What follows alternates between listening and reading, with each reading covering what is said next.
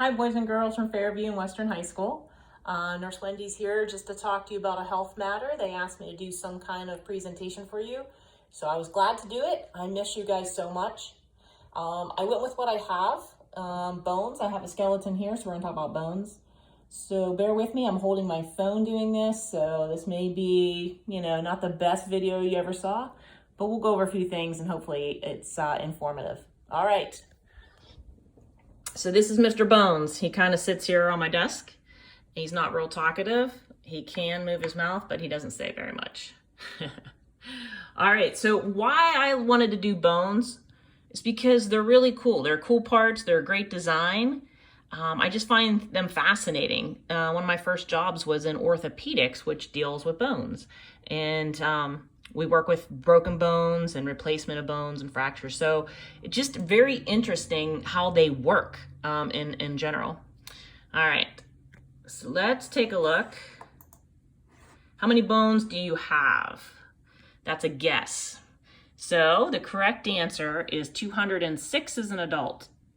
You have almost 300 as a child, and those fuse together, and then the number comes down, it becomes 206. So these are some of the bones here. You can kind of see. The first one they have up there is clavicle, and that one's your collarbone. So I'll show you that on Mr. Bones. So that goes right here. That's right at the top of your chest right there. You can feel that bone on yourself. And then there's other ones. There's one called humerus, which means funny, but sometimes not so funny. So that is your arm bone. That's the one that goes from your shoulder down to your elbow. So that's your elbow. And one of the biggest bones, the biggest bone in your body, is this one. That's the femur. And that goes from your hip down to your knee. So this is your knee. And this is the femur. And then you have little bones down in your toes and your hands, things like that. This is your hip bone here. And you can kind of see it's kind of neat. It has a ball in it, and so does this top of the humerus. So those are the two joints that actually have like a ball and socket, and we'll talk about that.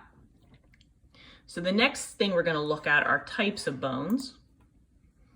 So there's different types of bones. Like we just talked about, this is a long bone, and that is this bone right here. That's your femur again. And then flat bones, obviously they're flat. So that is your sternum. We call it your sternum or your breastbone. And that is right here. And that is what your ribs connect to. So right here is your sternum, and then your ribs connect. And then you have some short bones, which we talk about. Those are those little bones in your hands. And as a child, they float around. They don't really connect very closely, and then they grow together. And then your feet also have a bunch of little bones in there too. And then you have some irregular bones. If you look on your skull, you have some flat bones and irregular bones, and it's kind of neat how they all piece together. It's almost like a puzzle if you see.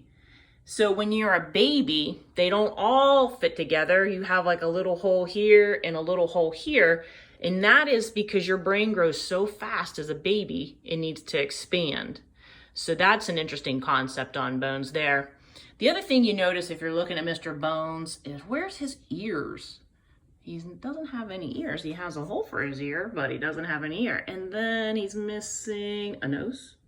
So those aren't really made of bones. That's called cartilage. And that's a cool design too, because think about it, because it's sticking outside and you could get that, kind of bumped and everything. And so it can move. And also your nose gets bumped frequently. And most of the time it can move so that it doesn't, get busted off essentially. So that's kind of a neat concept there too. So those are some cool ideas about bones. The other thing too, if you can see behind, there's the spinal column, and it's not a good view of it, but they're all little tiny bones like a puzzle too, but they bend and twist. So you can twist side to side and bend down, and that was a great design. Yep. And then also we'll talk about some other parts of these bones and how they're different.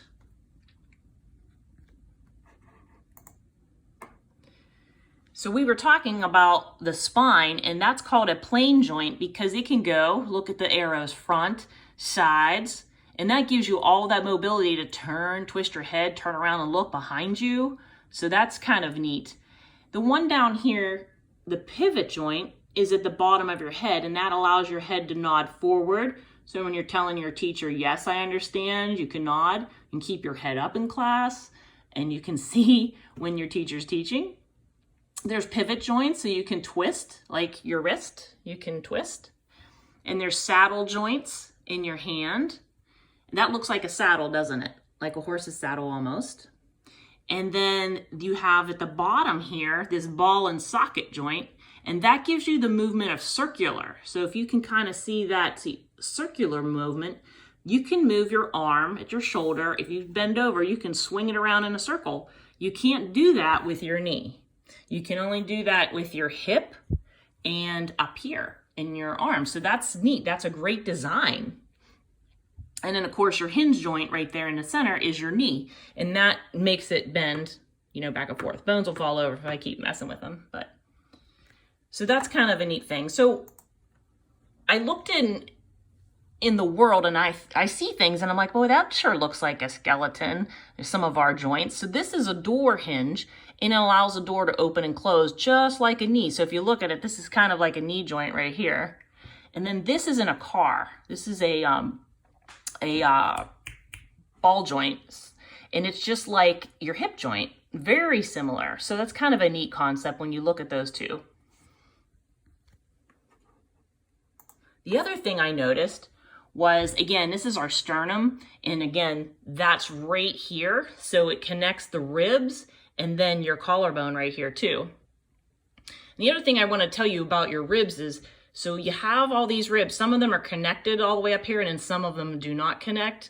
But right here, it doesn't connect bone to bone. There's cartilage there, just like we said there was cartilage right here and in your ears.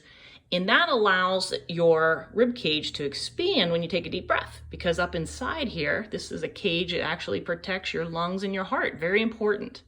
So this protects your brain. It's like your computer center. And then this protects your lungs and heart. So these are some major organs, and they're nicely protected by this great design. But what I saw here, when I went on vacation one time, I noticed I caught a bunch of crabs in Ocean City, and look at the bottom of that. Doesn't that look exactly like that? So it's really kind of a neat design that's kind of replicated in nature. So I thought, wow, that's kind of neat. So I put those two together just because it fascinated me. So the functions of the skeleton, we already talked about it. Protection, this is the cranium, the skull. It protects your brain. It gives you shape. Your skeleton gives you shape. Otherwise, you'd be all like, you know, a blob. It makes blood cells. I don't know if you knew that, but that's where your blood cells are made, in your bones. So it's important to take good care of those. Calcium storage is in your bones. Of course, you know that because everyone tells you to drink milk all the time. And that's why. Support. So yes, it supports your head so it doesn't fall off your shoulders. And it's very helpful in class if you can keep your head up and pay attention. And we talked about protection that protects the ribs. The ribs protect, the heart and lungs. And we talked about that right here. And then movement, of course. I mean, that's what bones and joints do. They work with muscles to help us walk, run, and sprint. So you can't see any muscles or anything. All the bones are connected with like rubber band-like things called ligaments and tendons. So the ligaments attach the bones and the tendons attach the muscles, and all of that works together. Sometimes your bones grow so fast as a kid that the rubber bands don't catch up. They don't grow as fast. And so you get a little bit of pain sometimes in your joints at night, especially. So if you ever hear growing pains, that's usually why. So let's go down here. So this is an x-ray. X-rays we take at the clinic, the hospitals, and they only show bones. They don't really show muscles. So if you injure a muscle, you really don't need an x-ray. But if you injure a bone, we can kind of see how they are. So this is a knee. Obviously, you can see an outline. And you have your femur here, and you have your leg bones here. That's your tibia and fibula, and your patella. That is your kneecap, and it floats. So your kneecap actually floats right in the center. It's really hard to hurt a kneecap unless you land on it, but pretty neat design if you ask me. Let's look at this. We talked about the ball joint of a automobile for the tires. This is an x-ray of probably an elderly person, and they've kind of worn out that ball on the top of the femur there. that goes in that cup, and then it just kind of moves around. So it's kind of worn out, and so they went ahead and put in a brand new one. So that is a hip replacement. That's kind of neat that you can do that these days. So I just wanted to show you that. You can replace knees, you could replace a lot of things, but we want to take good care of our bones, so we don't need them replaced. And taking care, these are called fractures, broken bones, and they happen quite frequently. It's when you play, anybody can break a bone. So, I mean, there's no fault there. It happens. But this is an x-ray of a broken bone there. And you'll have to go to the hospital or clinic and get the x-ray, and usually no, but you'll get a cast. And the cast holds the bone edges back in the right alignment, and then your bone can heal, and it actually grows a nice little callus around it, and it gets stronger and stronger. And then finally you're out of your cast and able to play. So how do you make your bones strong? Well, calcium. People probably tell you to drink your milk to make your bones strong. You can eat cheese that has calcium in it. The other thing is ice cream has calcium in it, so that's good on a hot day. And sleep is important. We talked about that. And play. Playing, running helps your bones develop.